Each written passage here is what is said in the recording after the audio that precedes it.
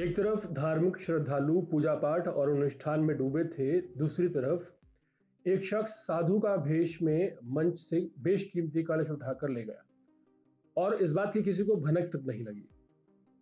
दिल्ली के लाल किले के बाहर एक ऐसा मामला सामने आया है जिसने पूरे जैन समुदाय को हिलाकर रख दिया है। अगस्त महीने में चल रहे जैन धार्मिक अनुष्ठान के दौरान करोड़ों का बेशकीमती कलश चोरी हो गया। इस कलश की खासियत ये थी कि इसमें करीब 760 ग्राम सोना और 150 ग्राम हीरे, माणिक और पन्ने जड़े हुए थे। बाजार की कीमत से देखें तो ये कलश लगभग 1 करोड़ रुपए का माना जा रहा है। खास बात यह रही कि जिस तरह से चोरी हुई उसने सबको हैरान कर दिया।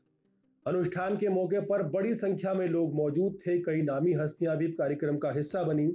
यहां तक कि लोकसभा अध्यक्ष ओम बिड़ला भी एक दिन पहले इसी कार्यक्रम में पहुंचे थे। इस वजह से सुरक्षा इंतजाम कड़े थे और माहौल में काफी भीड़ भाड़ थी। इसी भीड़ का फायदा उठाकर चोरों ने हाथ की सफाई दिखाई।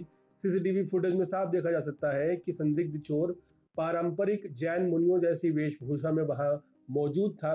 उसने इस तरह खुद को पेश किया कि किसी को शक भी नहीं हुआ और स्वागत की अफरा तफरी के बीच मंच से कलश गायब हो गया। कारोबारी सुधीर जैन, जो रोजाना पूजा के लिए ये कलश लेकर आते थे, खुद इस घटना से बेहद आहत है। उनका कहना है कि ये कलश सिर्फ कीमती धातु और पत्थरों का नहीं बल्कि धार्मिक आस्था से जुड़ा प्रतीक था। सुधीर जैन ने बताया कि चोरी पूरी तरह से सोची समझी प्लानिंग के साथ की गई है और जिसने भी चोरी की उसने धार्मिक वेशभूषा अपनाकर सबको धोखा दिया।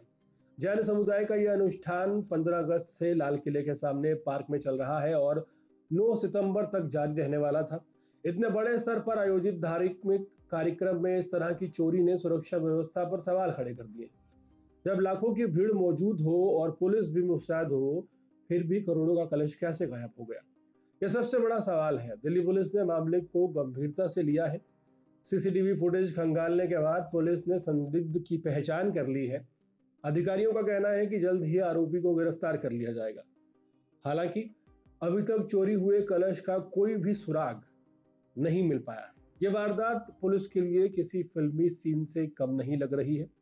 एक तरफ धार्मिक श्रद्धालु पूजा पाठ और अनुष्ठान में डूबे हुए थे, दूसरी तरफ एक शख्स साधु का वेश धारण करके मंच से बेशकीमती कलश उठा कर ले गया और किसी को भनक तक नहीं लगी। चोरी की यह घटना अब पूरे समुदाय में चर्चा का विषय बनी हुई है और लोग सवाल कर रहे हैं कि आखिर इतनी ज्यादा भीड़ और सुरक्षा के बीच इतनी बड़ी चोरी कैसे हो गई।